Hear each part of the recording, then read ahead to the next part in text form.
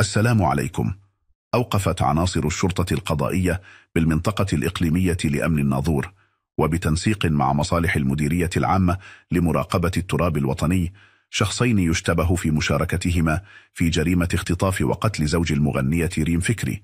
وحسب مصادر مطلعة فقد جرى حجز سيارة رباعية الدفع استعملها الموقوفان في التنقل إلى مدينة الناظور، وتم وضع الموقوفان تحت تدبير الحراسة النظرية على ذمة البحث القضائي الذي لا زال متواصلا تحت إشراف النيابة العامة المختصة.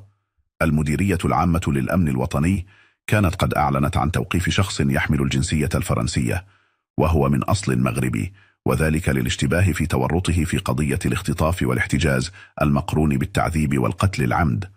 وتعود هذه القضية إلى 8 فبراير الجاري، عندما توصلت مصالح الشرطة بالدار البيضاء ببلاغ حول اختطاف الضحية من طرف مستعملي سيارة رباعية الدفع، وهو ما استدعى فتح بحث قضائي تحت إشراف النيابة العامة المختصة. وأسفرت إجراءات البحث المنجزة عن توقيف المشتبه فيه الرئيسي الذي ساهم في التنفيذ المادي لجريمة الاحتجاز والاختطاف والتعذيب المفضي للموت داخل حاوية بمنزله بمنطقة المنصورية بضواحي المحمدية، قبل التخلص من الجثة بعد التمثيل بها بمجرى نهري بضواحي الرباط. إلى هنا ينتهي خبر اليوم. شكرا للمشاهدة، ولا تنسوا الاشتراك في القناة وتفعيل زر الجرس ليصلكم كل جديد. مع السلامة.